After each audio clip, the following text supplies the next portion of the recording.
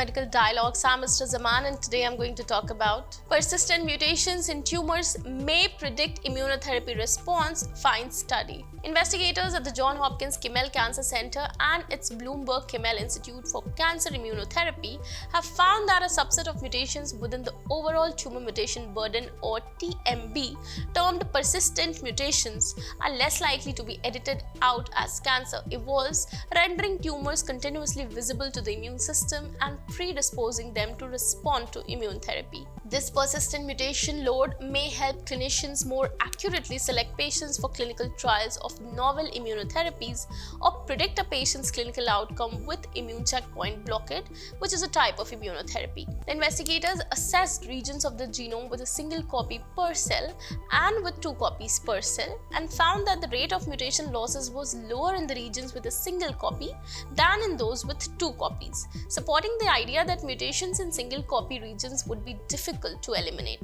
The distribution of persistent mutations also differed compared to the overall TMB, whereas a tumor's TMB was not always concordant with its persistent mutation load. Furthermore, in each tumor type, the team observed differential classification of tumors based on persistent mutations compared to the overall TMB. The researchers also explored the relationship between persistent mutation load and TMB using data from 7 published cohorts of patients treated with immune checkpoint blockade therapy across 3 tumor types, which is melanoma, non-small cell lung cancer, and mesothelioma, totaling 485 patients. Again, the team observed that overall TMB and persistent mutation burden were different across the cancers analyzed. There were tumors with a high overall TMB with a smaller subset of persistent mutations, and conversely, there were tumors with a low overall TMB but a higher fraction of persistent mutations. In further analysis, the scientists evaluated whether a high persistent mutation load or PTMB was linked with clinical outcomes among patients with previously untreated tumors from the Cancer Genome Atlas.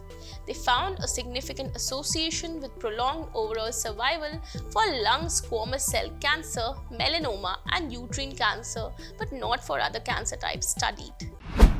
That's all for today. Stay tuned to Medical Dialogues for latest updates. Never miss a medical update from Medical Dialogues. Like, subscribe, and press the bell icon.